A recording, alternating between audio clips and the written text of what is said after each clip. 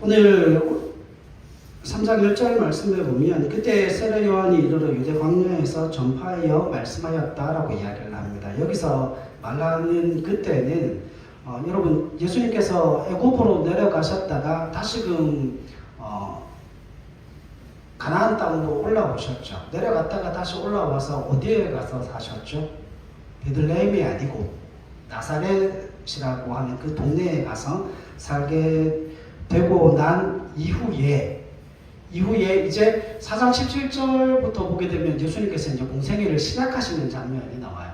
공생애를 시작하시는 장면이 나오는데 오늘 본문에 나타나는 그때에라고 하는 그 말씀은 예수님께서 나사렛에서 사시고 이제 공생애를 이제 곧 시작하게 될 그때, 다시 말하면 애굽에서 올라온 지 한 어느 정도 됐을까요? 적어도 약 30년, 그러니까 한 28년 정도 지난 시점이라고 보시면 됩니다. 이해하셨죠?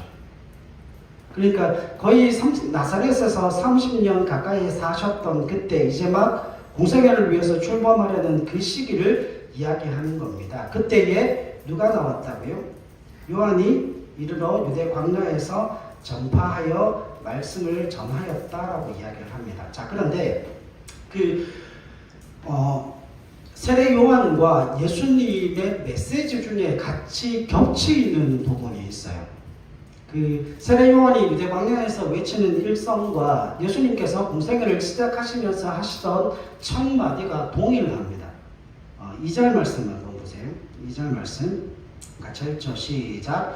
회개하라 천국이 가까이 왔느니라 하였으니. 자, 이게 무슨 이야기인가 하면 세례 요한이 유대 광야에서 전파하는데 그 전파하는 최초의 말씀이 뭔가 하면 회개하라 천국이 가까이 왔느니라 라고 하는 말씀이에요. 4장 17절을 한번 보십시오.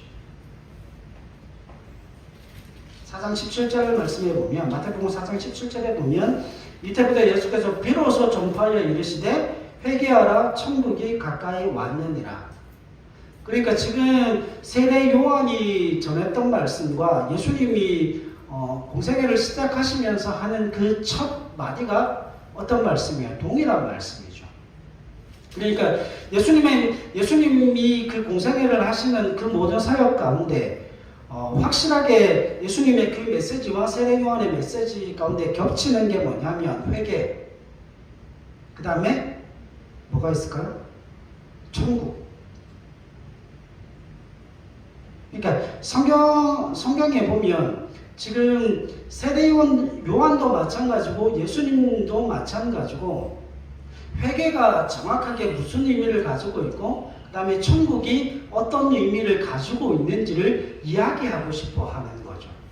그러니까 예수님께서 이 땅 가운데 오셨을 때 2장에서 우리가 살펴봤듯이 예수님께서 이 땅 가운데 오신 건 군사적인 목적이 아니고 정치적인 목적이 아니고 사회나 경제적으로 어떤 무엇인가를 변화시키기 위해 이 땅 가운데 오신 게 아니라고 하는 거죠.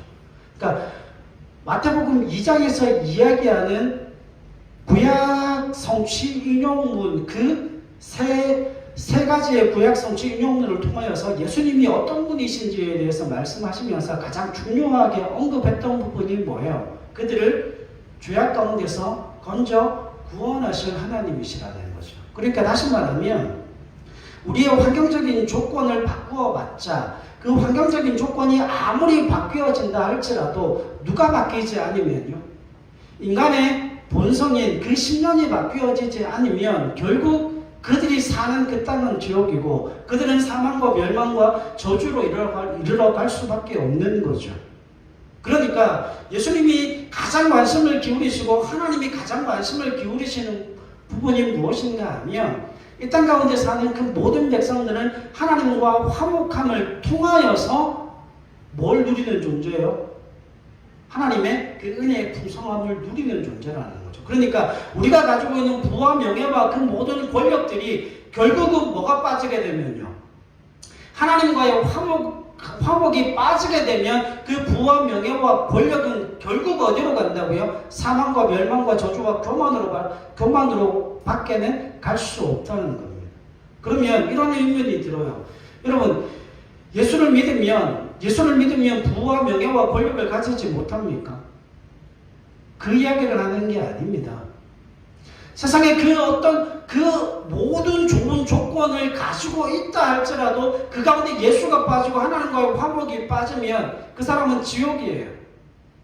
그러나 그 모든 환경적인 어려움 속에서도 누구를 만나면 주님을 만나고 하나님과의 그 화목이 이루어지면 그 사람은 이 땅 가운데서 비록 힘들고 고통스럽고 어려운 삶을 살아도 그 사람은 천국입니다. 그런데 문제는 우리가 이거를 너무 극단적인 양편에다 두고 있다는 거죠. 여러분, 예수 믿으면 행복해져요. 예수 믿으면 행복해집니다. 그건 분명합니다. 그것 때문에 제가 주일날 신명기를 설교하잖아요. 그건 여러분 믿음으로 고백하시고 아멘으로 받으셔야 될 부분이죠. 자, 그런데 오늘 세례 요한이 이야기하고 싶은 거, 제가 일전에 그 마태복음 설교를 한번 했었어요. 그죠? 이 부분에 대해서 설교를 했었는데 그거 짧게 말씀을 드리고 오늘 우리가 설교를 통해서 좀 살펴보려고 하는 거, 세례 요한이라고 하는 사람을 좀 살펴보려고 해요. 그러면 우리가 먼저 뭘 살펴볼 건가 하면 회개가 무엇인지 천국이 무엇인지에 대해서 이미 제가 말씀을 드렸지만 짧게 언급을 하고 넘어가겠습니다. 여러분, 성경에서 말하는 회개라고 하는 것은 어떤 부분을 가지고 있는가 하면 우리가 회개라고 하는 부분이 하나님과 우리 사이에 깨어졌던 그 언약적인 관계를 다시금 회복하는 걸 뭐라고 그래요? 회개라고 이야기합니다. 다시 말하면 우리가 회개라고 이야기하는 그 윤리적인 것이나 도덕적으로 우리가 무엇인가를 잘못했다라고 이야기하는 것, 그걸 회개라고 이야기하는 게 아니에요. 여러분, 그건 엄밀한 의미에서 회개 안에 포함되어 있는 자그마한 부분이지 회개의 본질적인 답이 윤리와 도덕적으로 잘못되어진 것을 고친다는 그런 의미가 아닙니다. 오해하시면 안 돼요. 그러니까 여러분, 예수 믿는 하나님의 사람들은 왜 날마다 회개에 집착하는가 하면, 여러분, 회개에 그렇게 집착할 수밖에 없는 이유가 회개의 정확한 의미를 모르니까 어떤 일을 하는가 하면 날마다 죄짓고 씻고 죄짓고 씻고 그것만 반복하는 거예요. 그것만 반복하다가 보니까 뭐가 없는 거예요. 삶의 내용이 하나도 없는 거예요. 여러분, 그건 회개 아닙니다. 회개라고 하는 의미는 윤리와 도덕적인 부분에서 정직해라, 깨끗해라, 법을 어기지 마라, 그 이야기하는 게 아니에요. 성경 살펴보십시다. 여기에 보면 세례 요한이 와서 선지자 이사야의 말씀을 인용하죠. 광야에 외치는 자의 소리가 있어 이르되 너희는 주의 길을 준비하라, 그가 오실 길을 곧게 하라. 자, 그럼 이사야 40장 한번 보시죠. 이제 이사야 40장 보시면 이해가 될 겁니다. 왜냐하면 이사야 강의를 다 했죠, 그죠?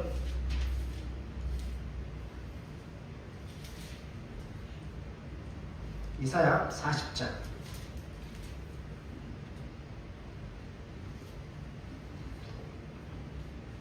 이사야 40장 1절부터 5절까지 같이 한번 읽죠. 시작.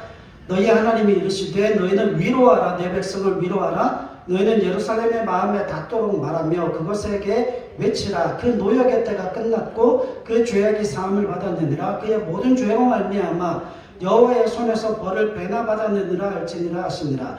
외치는 자의 소리여 이르되 너희는 광야에서 여호와의 길을 예비하라. 사막에서 우리 하나님의 대로를 평탄케 하라.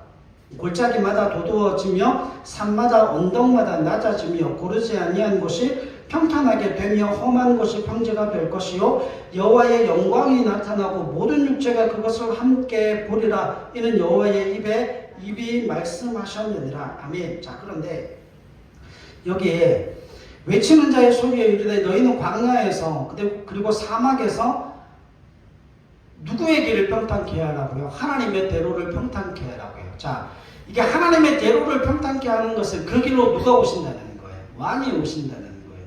왕이, 여러분, 예전에 제가 고등학교 다닐 때 그때 전두환 대통령 때였거든요. 전두환 대통령이 대구 공고를 거쳐 가셨어요. 근데 대구 공고를 방문하셨는데 대구 공고를 방문해서 기념식수를 심고 세상에 대통령 온다고요. 화장실을 다 바꿨어요. 그리고 각 교실마다 TV를 다 달아놓아, 모니터를 다 달아놨어요. 그때 그게 없었거든요. 근데 대통령 온다고 청소를 얼마나 했는지 모릅니다. 근데 대통령 10분 왔다 갔어요.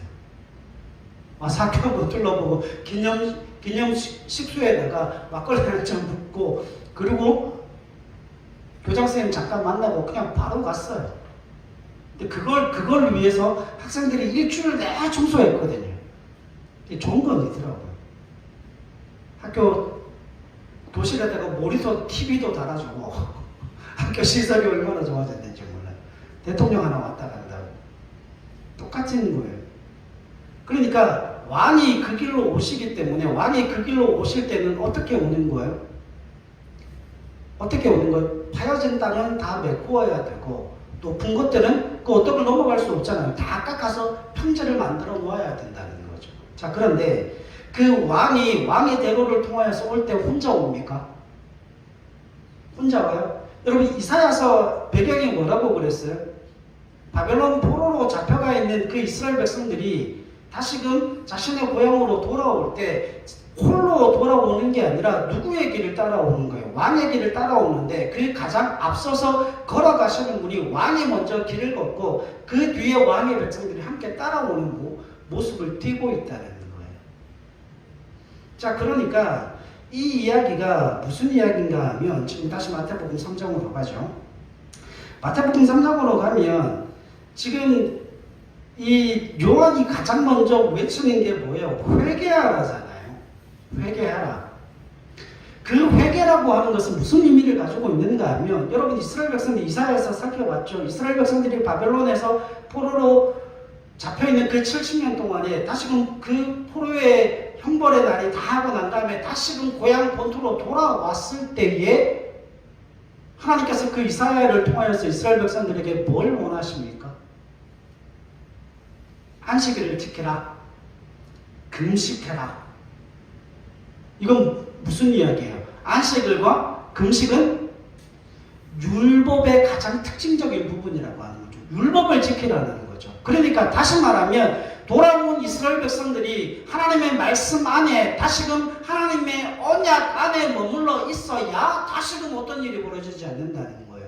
나라를 잃고 포로됨의 그 수치스러운 역사가 다시금 반복되어지지 않는다는 겁니다.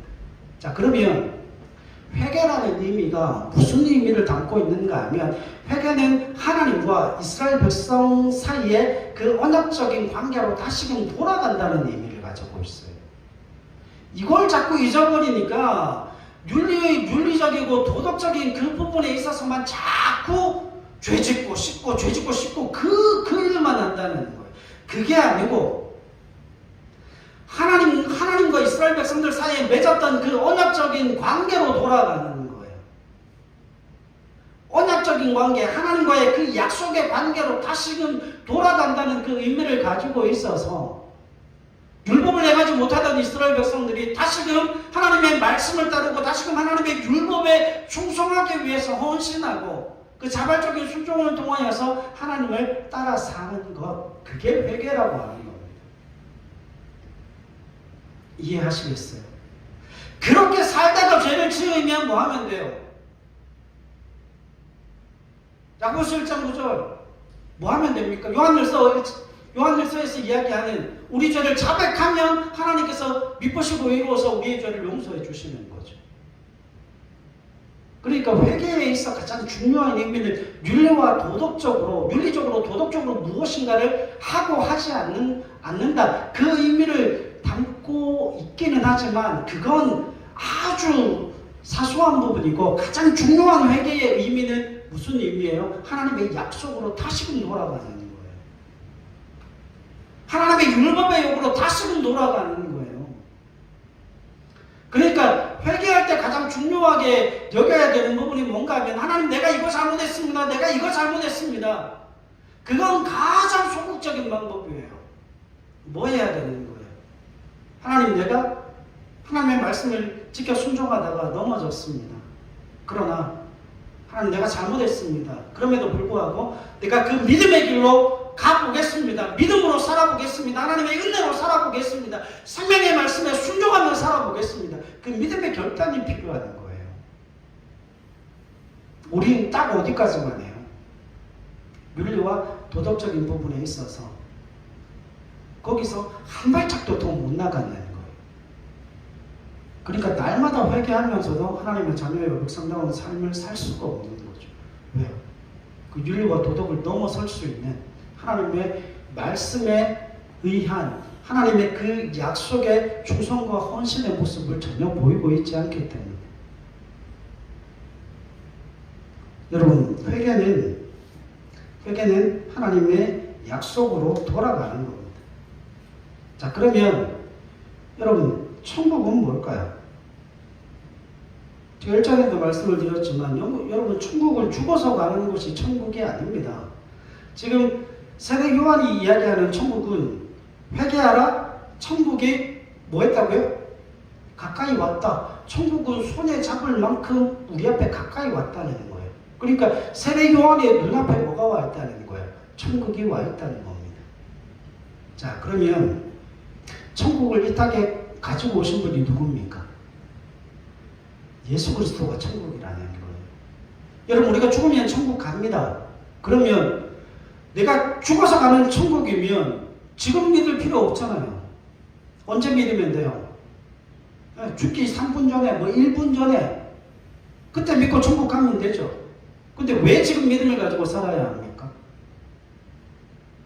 여러분, 회개하라, 천국이 가까이 왔다라고 하는 건, 천국은 내가 숨쉬고 내가 감각하고 내가 만지고 내가 붙을 수 있고 내가 사는 오늘이 천국이라고 하는 거예요. 자, 제가 증명해 볼게요.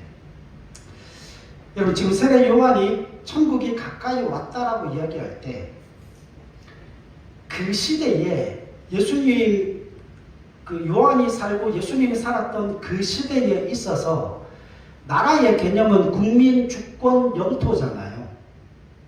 국민, 주권, 영토 중에 그 시대, 요한이 살았던 시대, 예수님이 살았던 그 시대에 있어 가장 중요한 국가의 구성 요소 하나가 뭐죠? 주권입니다. 주권. 주권이 누구한테 있는가? 주권이 누구한테 있는가? 그 시대에는 주권이 누구한테 있어요? 국민한테 있습니까? 아니죠. 왕에게 있죠. 그 시대는 민주공화정이 아니잖아요. 그 시대는 어떤 시대인가 하면 전제 군주대예요. 그러니까 왕이 최고의 권력자예요.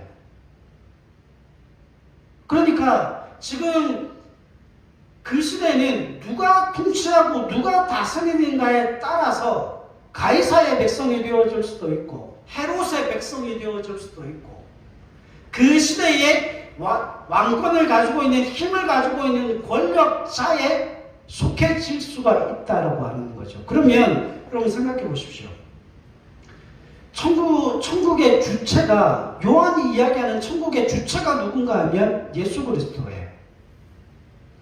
예수 그리스도가 이 땅 가운데 오셨다라고 하는 건 이 땅 가운데 천국을 도입하신 분이 누구시라는 겁니까? 그 아들 예수 그리스도라고 하는 거죠. 그러니까 지금 이 당시 유대인들이 가지고 있었던 천국이 어떤 곳인가? 통치와 다스림을 받는 거예요. 통치와 다스림, 주권이 누구에게 있는가에 따라서 그는 그의 다스림을 받게 되어진다라고 하는 거죠. 그렇다면 여러분, 하나님의 통치가 있고 하나님의 다스림이 이루어지는 곳이 어디예요? 천국인 거예요. 그러니까 지금 마태가 이야기하고 싶은 천국은 죽어서 가는 천국이 아니라 지금 이 땅 가운데 발을 디디고 살아가는 어디엔가 하나님의 나라와 하나님의 천국이 이루어져 가고 있다는 거예요. 누구에게서요? 예수 믿는 하나님의 사람들, 그 신령 가운데 뭐가 이루어지는 거예요? 천국이 이루어지는 거예요. 언제 이루어지는 거예요? 지금 이루어지는 거예요. 왜요? 주님이 이 땅 가운데 오셨기 때문에. 이게 왜 중요한 줄 아십니까? 여러분, 하나님의 통치가 있고 그리스도가 주체가 되는 그 주권이 행사되어지는 바로 거기가 하나님의 나라라고 이야기를 하고 있죠. 그래서 요한이 천국이 가까이 왔다라고 이야기를 하는 거예요. 왜요? 주님을 눈으로 확인하고 주님을 눈으로 볼 수 있고, 그 예수 그리스도가 누구기 때문에요? 천국의 주체이시기 때문에.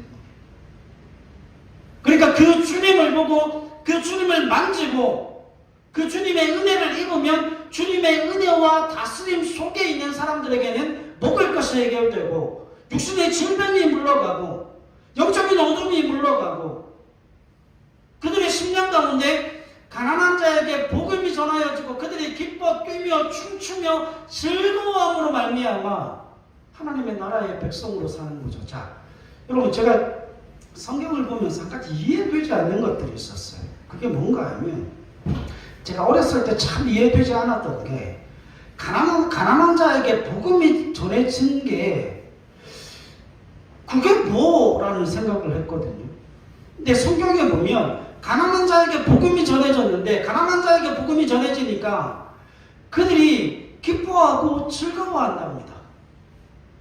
여러분, 그런데 가난한 자에게 복음이 전해진다라고 하는 건 그들에게 먹을 게 생긴 게 아니잖아요. 물질적인 무엇인가가 주어진 게 아니잖아요. 저는 그렇게 생각했거든요. 아니에요. 여러분, 그들에게 주어진 그 영적인 은혜가 그들의 육신의 배부름과 육신의 결핍을 채우고도 넘칠 만큼의 은혜가 그들의 심령 가운데 차고올라 넘쳤기 때문에 그들이 기뻐할 수 있는 거예요.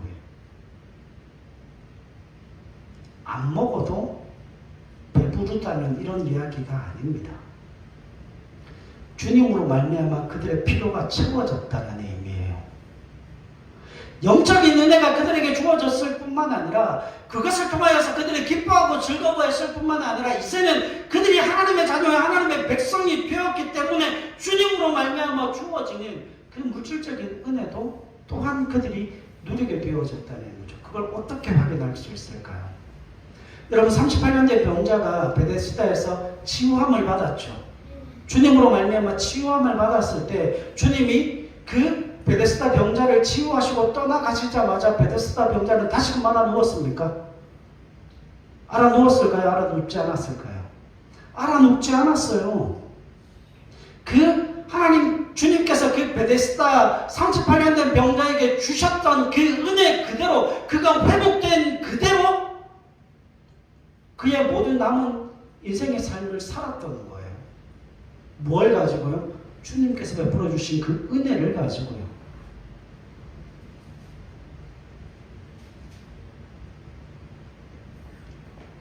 자, 이 이야기를 왜 하는가 하면 이것 때문에 합니다. 여러분, 3절 말씀 한번 보세요.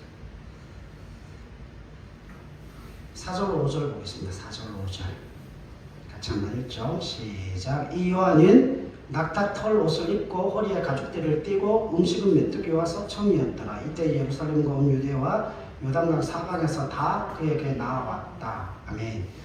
자, 여기에 지금 요한을 낙타털 옷을 입고 허리에 가죽띠를 띠고 음식은 메뚜기와 석청을 먹었다라고 이야기를 합니다.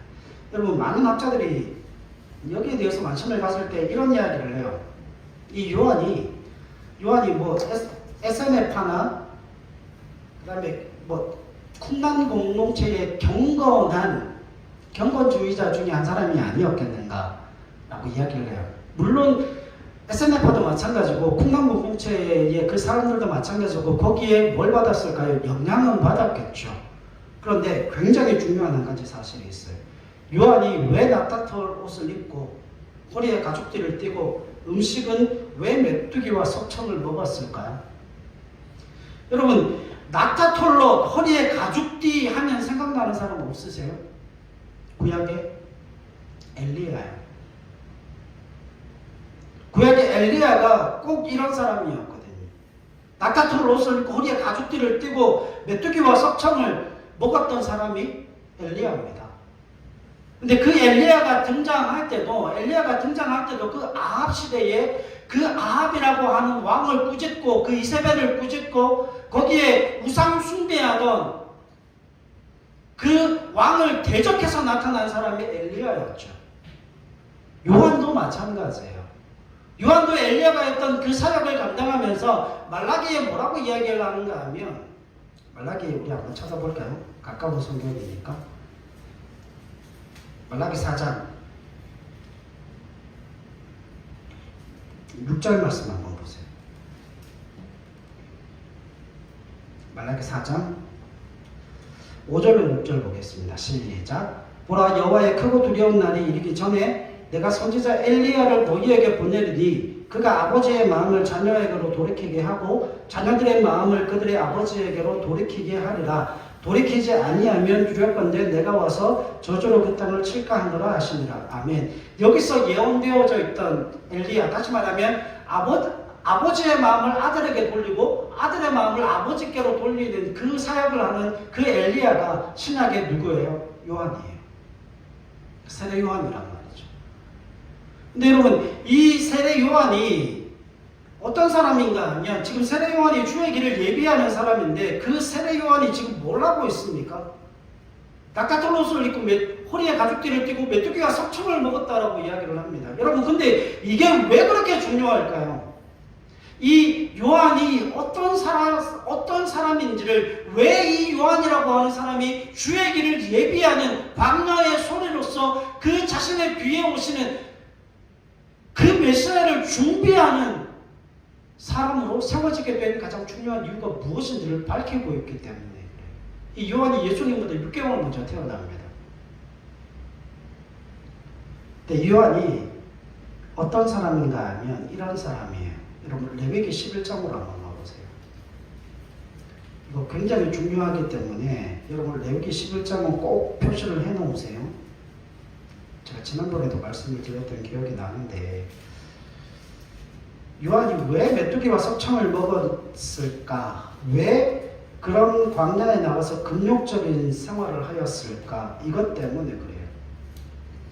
11장 타이틀이 뭡니까? 정한 짐승과 부정한 짐승. 자, 여러분, 지금 요한이 메뚜기와 석청을 먹었다 그랬죠. 낙타털 옷을 입고 허리에 가죽띠를 띠고, 요거는 엘리야와 닮은 모습이고, 음식은 메뚜기와 석청이었다 그랬죠.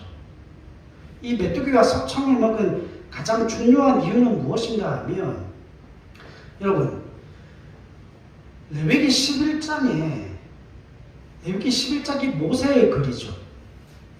거기에 11장에 뭐를 먹도록 되어져 있는가 하면 메뚜기 종류가 있어요. 메뚜기 종류는 뭐 해도 된다고요? 먹어도 된다고요. 그러니까 지금 요한은 어떤 사람인가 하면 모세의 율법을 따라서 기록되어진 율법의 규례를 지키면서 오실 예수 그리스도의 길을 준비했던 사람이에요. 자, 이게 왜 그렇게 중요했나? 여러분, 회개라고 하는 것이 어디로 돌아가는 것이라고요? 하나님의 율법으로, 하나님의 언약으로 다시금 돌아가는 것이라고 성경에서 그게 회개라고 이야기하고 있잖아요. 그런데 그 회개를 선포하는 요한이 어떤 사람입니까? 빈들에서 석청과 메뚜기를 먹으면서, 다시 말하면 모세의 율법에 나와 있는 그 율법의 요구를 뭐 하는 거예요? 자신의 일상적인 삶에서 지키고 따르고 순종하며 살아가는 하나님의 사람, 다시 말하면 그의 매일의 삶에 있어서 그가 매일 먹고 사는 주식이 뭐예요? 메뚜기와 석청입니다. 그 메뚜기와 석청을 매일 먹고 그 광야에서 주의 길을 예비하며 그 오실 메시아를 기다리고 있었다는 그 의미 가운데는 무슨 의미를 담고 있는가 하면, 그가 모세의 율법에 따라 매일의 삶의 율법의 요구에 충실하면서 오실 메시아에 대한 기대와 희망을 가지고 오늘이라고 하는 현실을 꿋꿋하게 버티고 있었다는 거예요. 자, 질문 하나 합시다. 여러분, 목사가 왜 날마다 예배를 드리라고 할까요?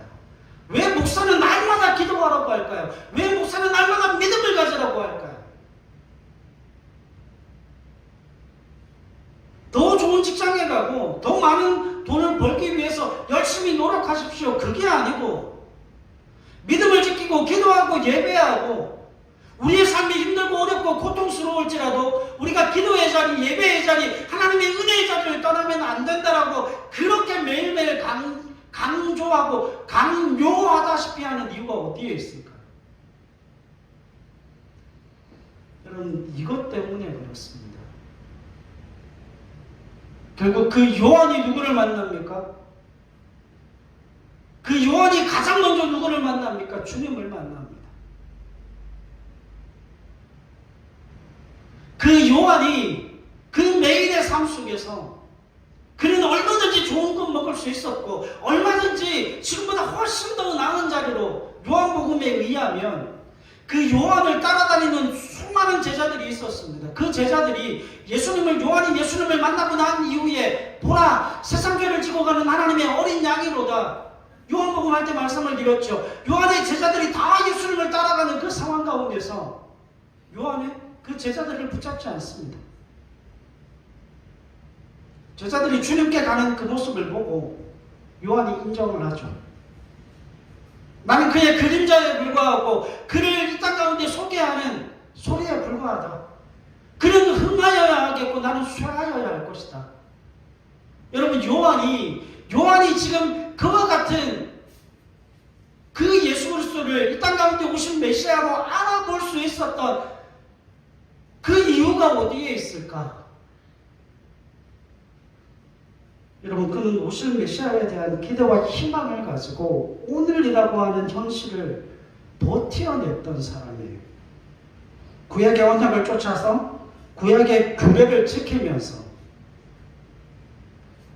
흑암의 권세를 끝장낼 우리의 진정한 희망과 구원의 아침을 열어주실 그 메시아가 반드시 오실 것이라는 사실을 누가 믿고 있었습니까? 요한은 믿고 있었거든요.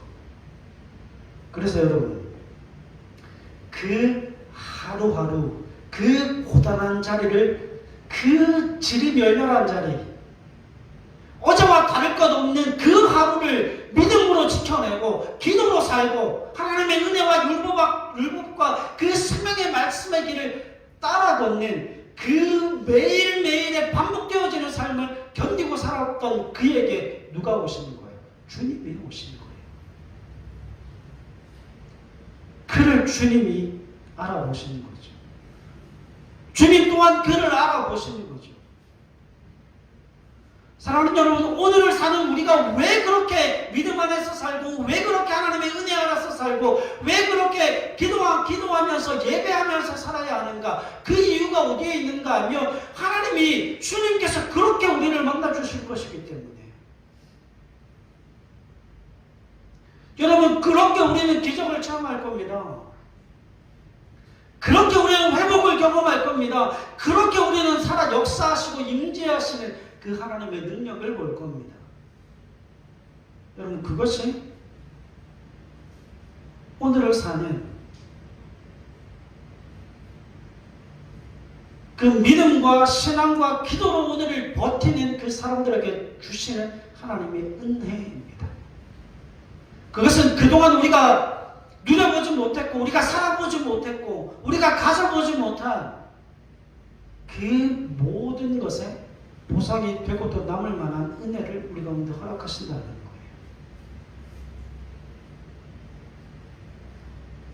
사랑하는 여러분, 오실 메시아를 기다린다는 것, 거기에 이게 있어야 해요. 우리의 고백과 순종이 있어야 해요. 이걸 잊어버리시면 안 됩니다. 여러분, 주님은 그걸 절대 그냥 넘겨버리시는 분이 아니십니다. 여러분, 믿음으로 고백하십시오. 주님, 내가 주의 생명의 말씀의 길을 따라 걷고 삽니다.